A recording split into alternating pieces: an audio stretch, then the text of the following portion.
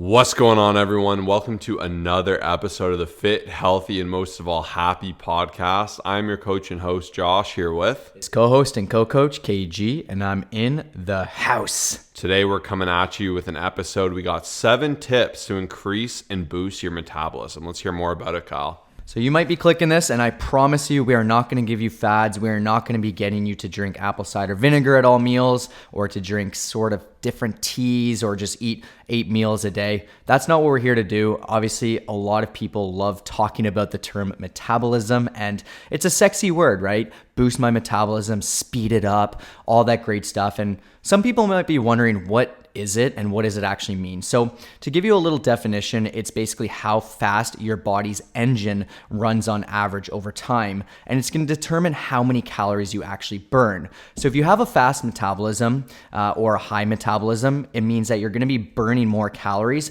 at rest or when you're essentially exercising. And if you do have a high metabolism, it means that you'll need to take in more calories to maintain your weight. So simply put, some people are, essentially boring with it. There's some people I know that are hard gainers that need to eat more and their metabolism's fast. There's a lot of people that do have slower metabolism. They need to eat less and their body's just not essentially running as fast as someone else. Now, the point here is to give you all these tips so you can burn more calories, so you can eat more, so you can lose more weight and all that great stuff just to help you with your goals. And the first thing when it comes to the tip that I wanted to actually start with is just allowing yourself to go through different phases of the journey. So the other day, Josh had shared his full day of eating, which was absolutely fantastic. He showed how many calories he was eating on a day, and we got a few messages. Some people were saying, hey, I wish I was at that amount. Like, that's crazy. Some people don't really understand because they're eating less, and that's totally normal, right? To just see something and be like, and compare and just wonder, right? And the first thing I'll have to say is, between the two of us and between a lot of our clients that have been with us for a long time, we go through different phases, and that helps tremendously.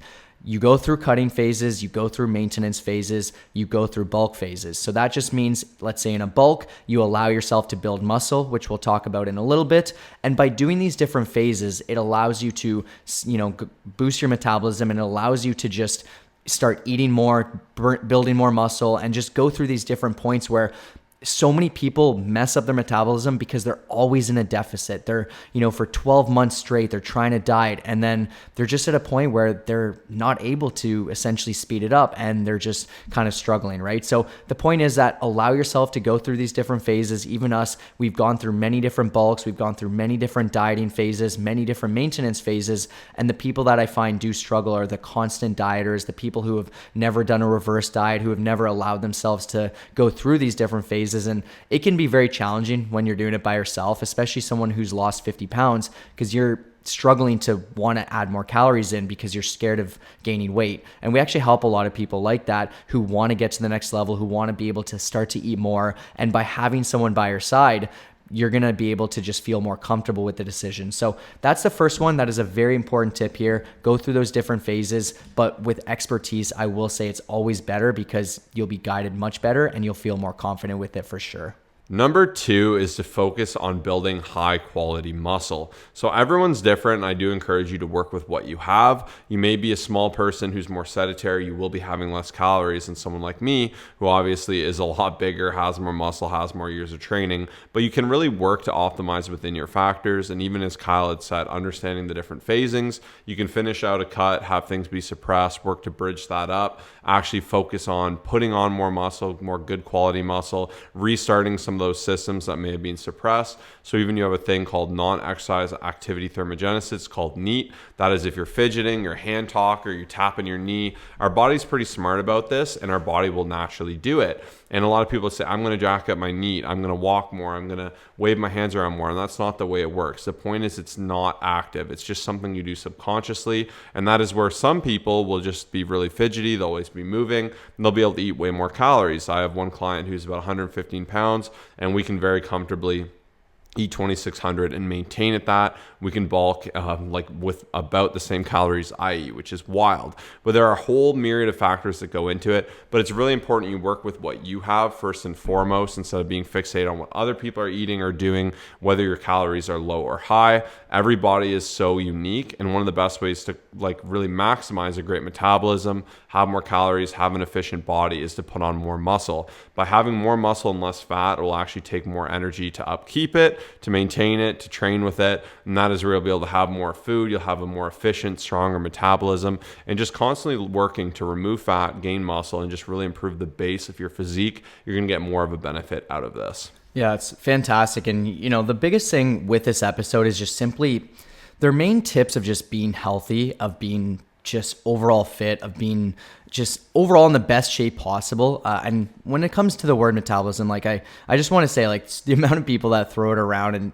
just talk about it is definitely kind of an interesting buzzword. Like, yes, it is a thing, and it is what we're spending time talking about here. But the main thing I want to focus on is like every single tip here and everything will just help you with longevity, with feeling better, with potentially eating more. So then you can just live a healthier, I guess, a happier lifestyle. So you're at a essentially different point of your journey.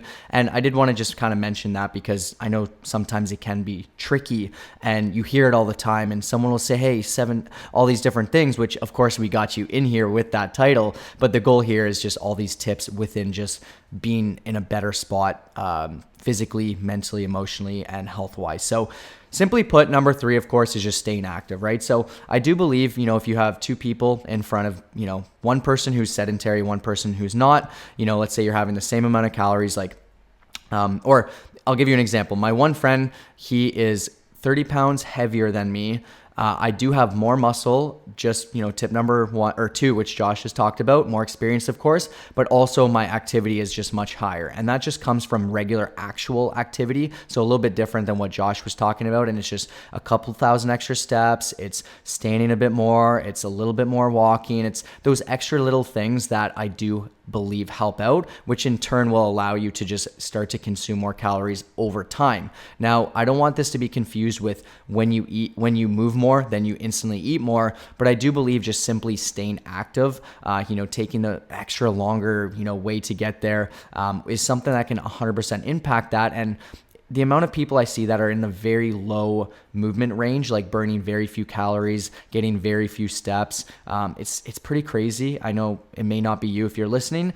Maybe you're listening to this while you're walking, which is awesome. I know a lot of people like to do that. But simply put, just focusing on building more muscle, staying active. I know these may seem like generic tips, but even as I'm putting together a fat loss ebook, every time I would go back to how to manage stress, how to get better sleep, how to just become the best version of yourself, it would all come back to the basics. Like I would try to look for something a little bit more unique and different. Like, here's a crazy strategy that I've never heard of. And then it always comes back to, if you want to have a better sleep, get some more activity in, go for some more walks, like do all these things that may not sound like crazy sexy because it's not like insanely unique, but these are the things that really help. And these are the things that I feel like a lot of people miss out on. So that is going to be number 3. And number 4 is to increase protein intake as well as aim to eat better quality food. So food actually will have a cost of energy to break it down. Like it's not just free. It's not purely a source. Your body has to use its systems to digest it and work it through. And that is where having fibrous, more high quality rich foods, also foods and high in protein, and really understanding different macronutrients. If you have sugar, it's very easy and quick for your body to convert that to glycogen, whereas it gets a little bit more nuanced and complex when you are having more protein. It's also going to satiate you more and you will be happier with less calories, which may not be directly boosting metabolism, but that satiation will make it easier to fit within it. It's going to help you feel better. And that's a big part of it as well, is how you feel, how your systems are working. But protein in general will require more energy to digest relative to fats and carbs. And that is where high protein diets are incredibly efficient and fantastic. And then even looking past that and having high quality foods in general will just be a great way to really live your healthiest, feel your best, to have more energy, to make sure you're getting a lot of nutrients within your food as well as fibers. Yeah, very, very not simple. I mean, these are like, once again, the biggest movers. And even for this next one, I didn't want to include it, but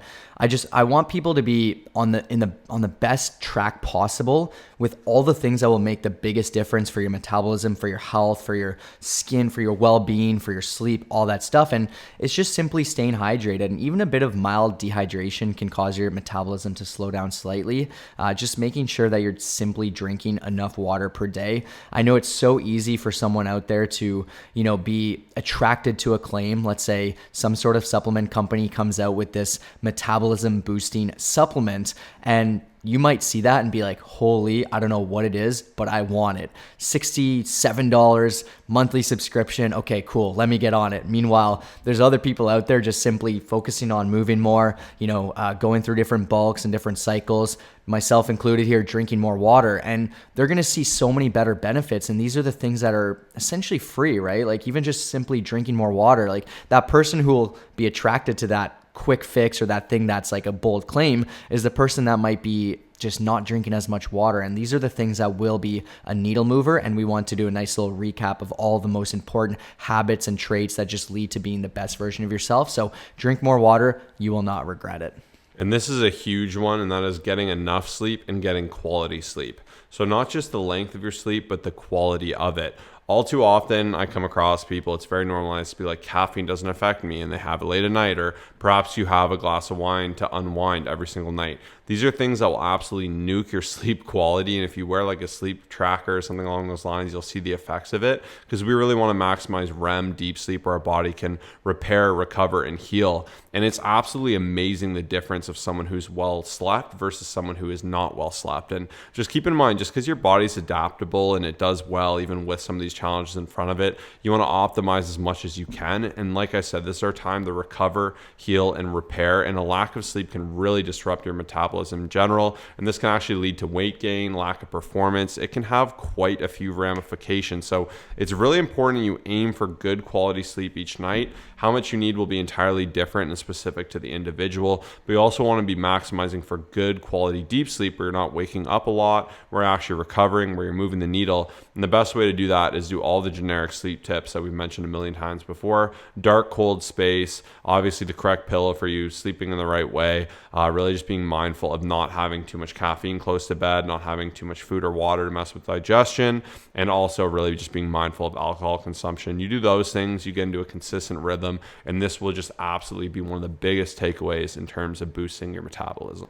Yeah, and even as I'm finishing up this ebook, it's funny because it's fresh on the top of my head. Yesterday, I was looking more into the sleep and stress side of things and how much that does affect overall weight loss and the amount of people that don't realize it, but also once again your metabolism. It's pretty wild. Like nutrition, of course, important, being active, strength training, all that stuff, but this is where I think a lot of people just unfortunately miss out between, I guess, maybe having some just work problems, maybe just not spending enough time focusing on this stuff. And even when it comes to stress, which is number 7, not spending enough time to just slow down and like be present and do some breathing techniques and maybe taking a break and getting off your phone and being in nature. Like all these things help, and those are all fantastic tips.